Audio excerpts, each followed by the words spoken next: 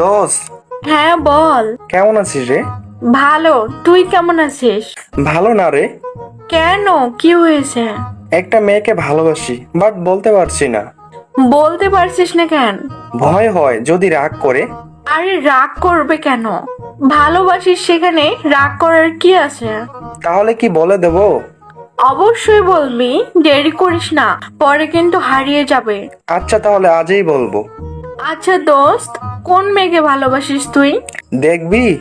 Pick দে দেখি। Pick নাই, আয়নার সামনে যা। কেন? যা আগে, তারপর বলতেছি। হ্যাঁ আসছি। আয়নার ভিতরে যে মেয়েটিকে দেখতে পাচ্ছিস, আমি ওকেই ভালোবাসি। কি বলছিস রে দোস্ত? হ্যাঁ দোস্ত, আমি সত্যি তোকে অনেক ভালোবেসে ফেলেছি। আগে বলতে চেয়েও বলি নাই। যদি রাগ করিস, হারিয়ে ফেলার ভয়ে বলা হয়নি। আই লাভ ইউ, অনেক ভালোবাসি তোকে। দোস্ত, তুই যেভাবে প্রপোজ করছিস সত্যি তোর প্রেমে পড়ে গেছি, বাট তোর কাছে একটা কথা লুকাইছি। কি কথা? আমার বিয়ে আছে। হোয়াট? কি বলিস? সত্যি বলতেছি। তো কাকে ভালোবাসিস? আমি সিয়ামকে ভালোবাসি। কি? ওই সিয়ামকে? হুম। কিন্তু ওই তো একটা লুচ্চা। এই, মুখ সামলে কথা বল।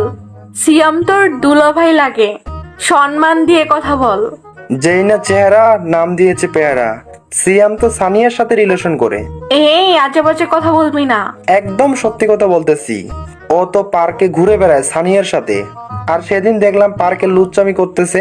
দোস্ত, তুই কি বলছিস সব? হ্যাঁ দোস্ত, একদম সত্যি কথা বলতেছি। জীবনে প্রথম একটা রিলেশন করলাম, আর প্রথমেই শেষ। আমি তোর ভালো চাই, দেখ যেটা তোর ভালো মনে হয়।